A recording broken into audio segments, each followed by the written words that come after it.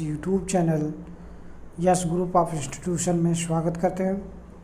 प्यारे बच्चों, हम पढ़ रहे हैं टेंस, जिसमें आज हमें पढ़ना है प्रेजेंट परफेक्ट टेंस।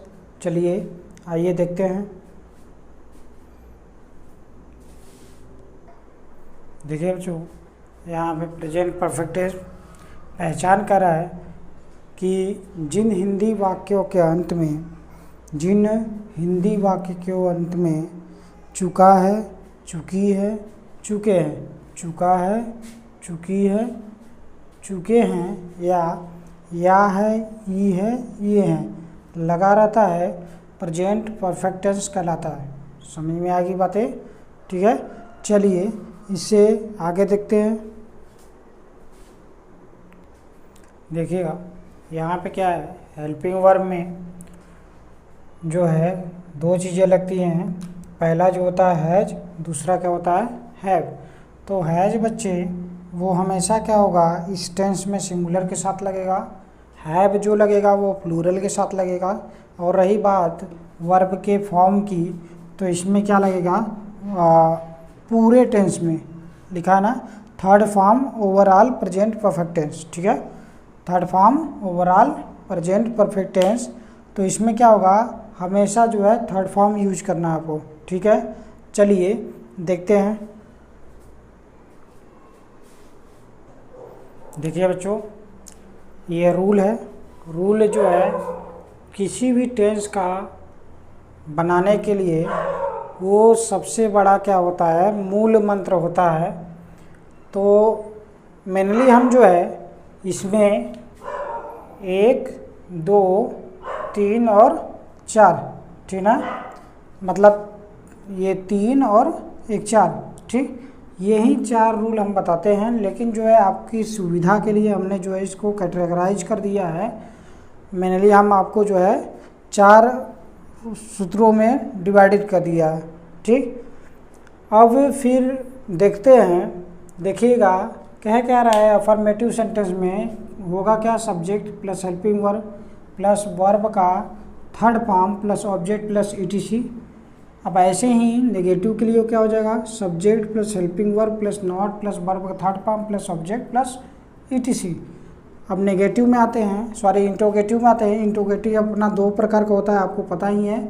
एक फर्स्ट टाइप, तो फर्स्ट टाइप जो ऐसे वाक्य जो कि क्या से स्टार्ट हो, और सेकेंड टाइप जो ऐसे वाक्य जो क्या, कब, क्यों, कैसे बीच में आए। ठीक, तो उसको जब स्टार्ट हो क्या से, तो उसको बनाने के लिए उसमें हो सकता है नहीं भी आए और बिना नहीं वाले हों।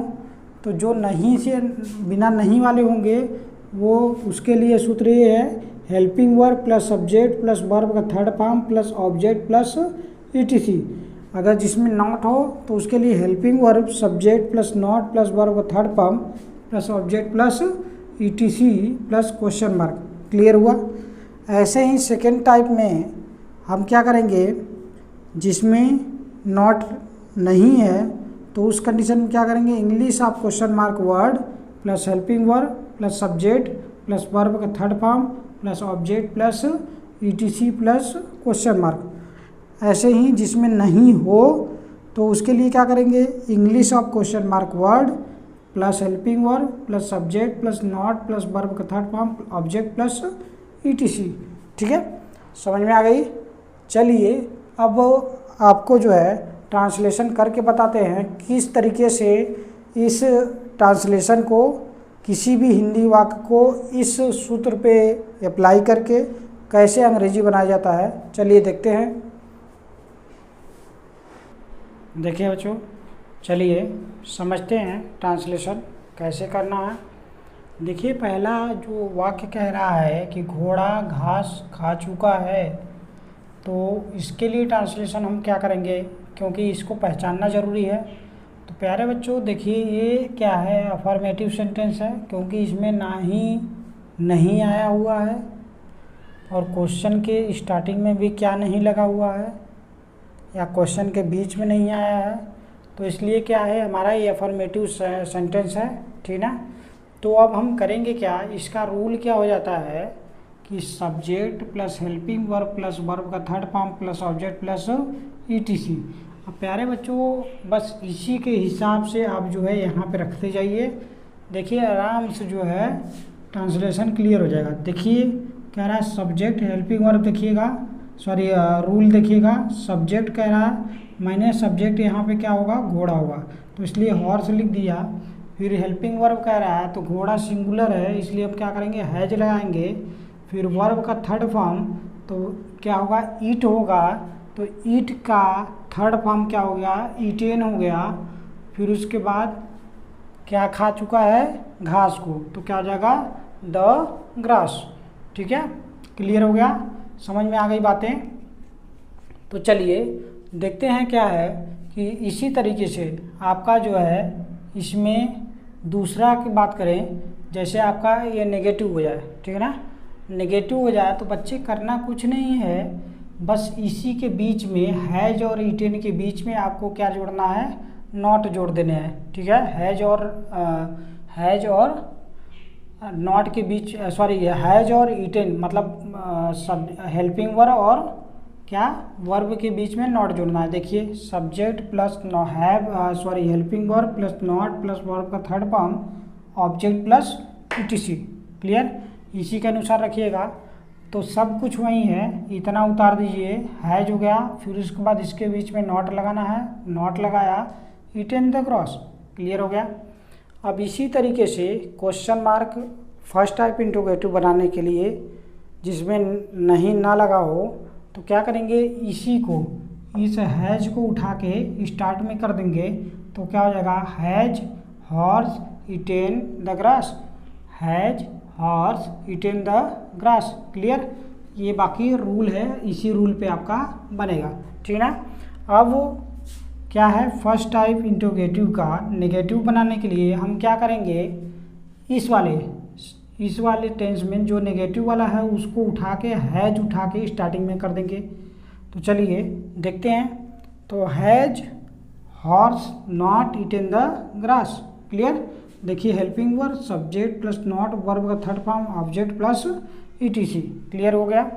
अब देखिए आते हैं पांचवा, देखते हैं। तो पांचवा के लिए करना कुछ नहीं बच्चे, जो क्या कब क्यों कैसे आया हुआ है बस उसी की अंग्रेजी लिख देनी है। लिखने के बाद, ठीक है ना, पहले इस वाले को लिख देना है, फिर दूसरे में इस वाले को लिख देना है। मतलब जिसमें नेगेटिव आया है तो इसको लिखने हैं, जिसमें नेगेटिव नहीं है इसको लिखने हैं। ठीक है, देखिएगा हमने लिख दिया why has horse eaten the grass.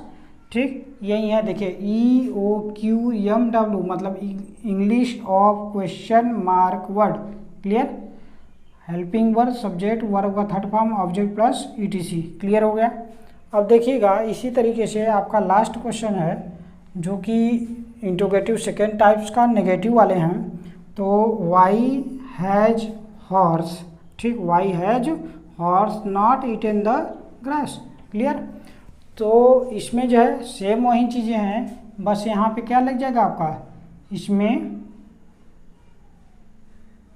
ध्यान दीजिए, यहाँ पे थोड़ा सा मिस्टेक हुआ है, यहाँ पे जो है आपका नॉट ऐड हो जाएगा, नॉट।